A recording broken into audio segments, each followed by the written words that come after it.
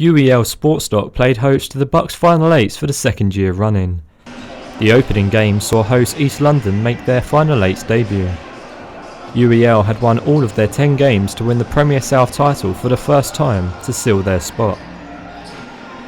Durham were the team tasked with looking to inflict a first loss on UEL, and they would pose strong opposition despite losing 6 of their 10 games in the Premier North. Ralph Bucci's side made a strong start, racing out of the blocks to open up a commanding double-digit lead at the end of the first, with a basket from John Puck making it 22-8 in Durham's favour. UEL battled hard to stay in the game, with a few more defensive stops in the second quarter, including the block from Lucas Weingarner.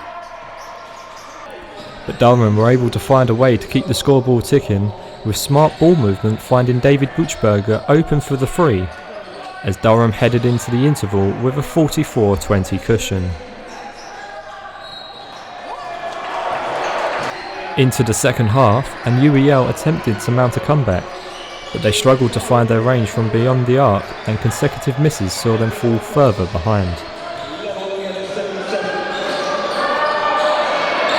American guard Chris Jones pulled the strings for Durham, scoring 14 points, whilst also pulling off a few flashy passes with the game seemingly wrapped up.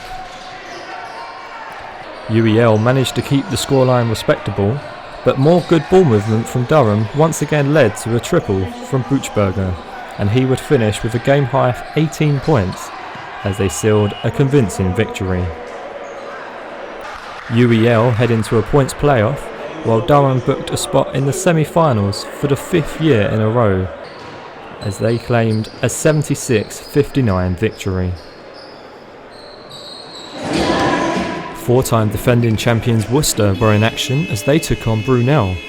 American Robert Thurman and young Brit Khalil Irving boosted their side's chances of continuing their dominance at the Final 8s. However, it was the Premier South side who made the better start, with Prince Larty converting the early lay-in before Benji Lawman started getting it done on both ends of the floor with a block from behind, followed by an and one play.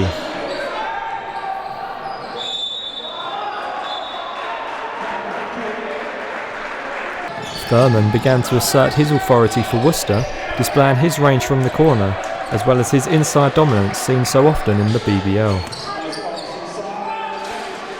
Brunel netted twice from downtown, as they were able to take a surprising but deserved 40-34 lead into the half-time interval.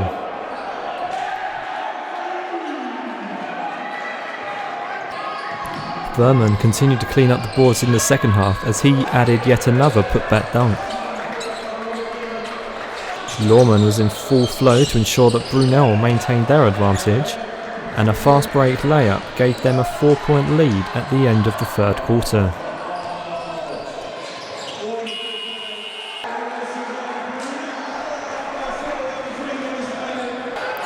Into the final quarter, and it was a similar story as Lawman and Thurman continued to trade baskets as a tense finish began to ensue. Larty showed off his vision by dropping a nice dime, with Brunel narrowly staying in front. However, Worcester stepped up when it mattered most, knocking down a 3 before Irving made it 76-73 with just a minute left.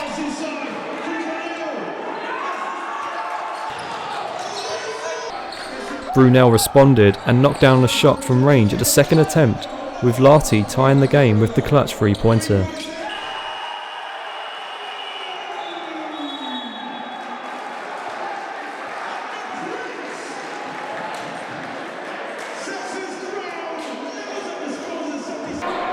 Kalin Raftopoulos had the chance to put Worcester ahead, but his effort rimmed out with just 2 seconds left on the clock. That left Brunel with the chance to snatch the win, but their 3-point effort missed as the game headed into overtime.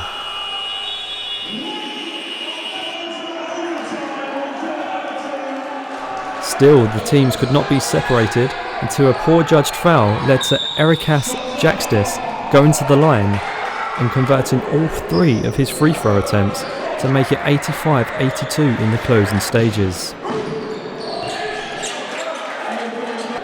Brunel looked to send the game into another period of overtime, but they missed the chance to tie the game and were forced to foul just before the final buzzer sounded. Raftopoulos was sent to the line, and he would make sure of the victory by netting his second free-throw attempt. Vernon finished with a dominant 34 points and 22 rebounds, while Irving added 17 points and 8 rebounds in the 86-82 win, and Irving was pleased his side overcame the challenge. It was a great win for us, It was a tough game for us throughout. Brunel, they put out a very good performance, a fantastic team. We're just great that we're fortunate to win the game in overtime. Loughborough host this year's final and were looking to move a step closer to playing on home court as they took on Sheffield Hallam. Sheffield finished bottom of the Premier North standings, but made a good start through former GB under-20 player Nick Lewis. Anthony Rowe cleaned up Barry Lamble's missed dunk attempt, and the forward converted the M1 attempt to put his side ahead.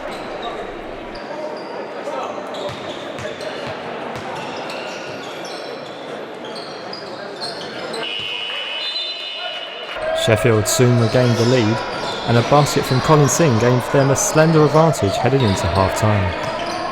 Into the second half, and Loughborough began to build some momentum after back-to-back scores from Connor Washington and another from Rowe. However, Singh connected with a deep three-pointer to keep Sheffield in front. Loughborough would then take the lead on the back of a Tyler Bernardini free, before Washington ran down the clock at the end of the third before nailing a triple to give his side a 67-64 lead heading into the fourth.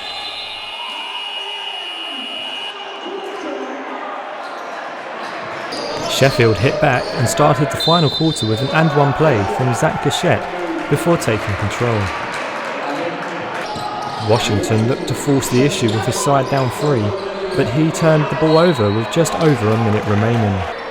Lewis stepped up for Sheffield and killed the game with a dagger three to put his side up by 6.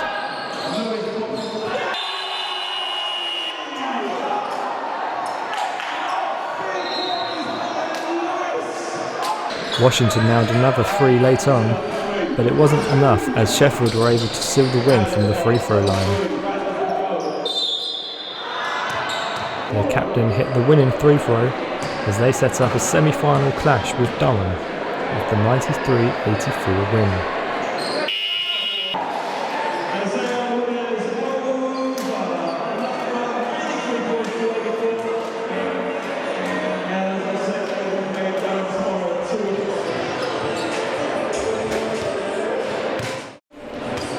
The final game saw Premier North champions Northumbria, who contained 4 members of the BBL leaders Newcastle Eagles side, take on Leeds Beckett, who finished 5th in the same division. Scott Martin set the tone early on with a strong drive to the basket, while Leeds struggled from 3-point range, although they would end the first quarter level at 20 apiece. Lewis Champion was the catalyst, sparking a dominant second quarter for Northumbria by providing points and assists, whilst James McCann led Leeds. Darius Defoe scored 2 of his game-high 18 points as Northumbria went into the half-time break with a comfortable 10-point advantage. Leeds began to launch their fight back in the second half, and a 6-0 run tied the game at 68 after 4 points from Ricky Fetsk and another basket for McCann.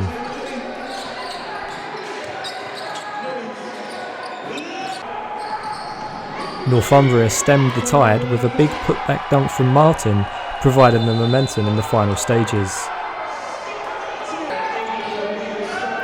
Damoy Robertson followed suit, producing a strong finish inside, while McCann kept his side's chances alive with another drive to the basket.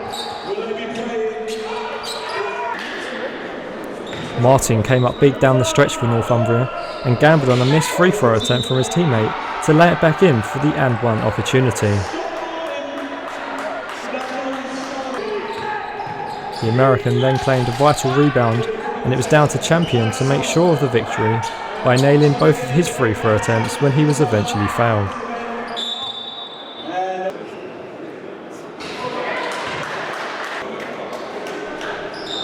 Leeds were left chasing an unlikely win, and their slim hopes were swatted away from Martin, as Northumbria booked their spot in the semi-final with an 83-75 win.